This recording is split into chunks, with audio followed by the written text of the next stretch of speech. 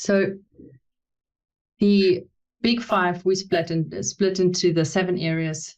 So let's do a lead in again so that we can splice this in then. Okay. Let me just do a quick intro. So for all the participants, so that we don't want to make this conversation too abstract, just listening to two people talk. So what we're going to do is we're going to do a little bit of visualization.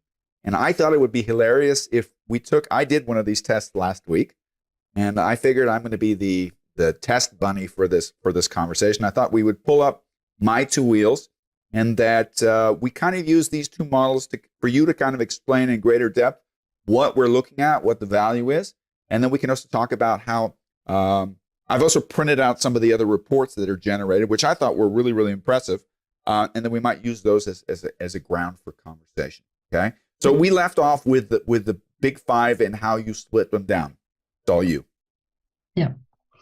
So the researchers have split them into 7 areas, which you see outside of the wheel. So engagement, motivation, and drive, creativity, and change, etc. This is now in German, which is also fine. Organization and structure, etc. So those 7 areas are the big 5, where 2 have been split into more areas. So motivation and drive, for example, introversion versus extroversion, as well as engagement, temperament is neuroticism, etc. So you can see the links to the big 5 to the P.A.P.I wheel.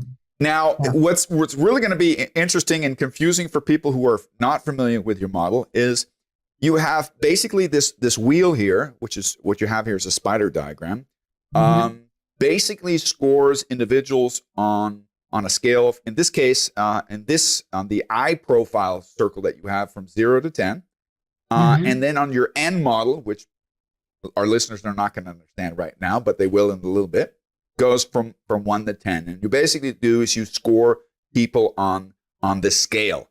And as you can see here, you have a spider diagram. In this case, the little gray circle that I've added in there kind of shows the mean where the score would be. Let's take a step back, because this is something that's very unique with you guys. You guys use this wheel twice in the evaluation. You have an online test that you can take. I, by the way, you can see up there, did this test in 21 minutes and 38 seconds. Does that make me a psychopath that I did it so quickly, or? Look, Mark, I've actually worked with psychopaths. And no? No. Thanks. I just wanted to get a clean bill of health. But we did talk about this last week. Is there a kind of a guideline on how long you should be taking to take this test? For the ipsative version, around 20 minutes. Okay, so I'm 1 minute over. Version around 15, so I think you're good. Okay. The time also gives me an indication on what happened, or will give me a little bit of a flag. If it's too long, then I'm going to ask, I see that you took 60 minutes. What happened during the assessment? Okay. There's 2 things that I can draw from that. Either the person was distracted and came back and there was a good explanation, or yes, but I also did emails and phone calls and that already talks about behavior, which then I can pick up.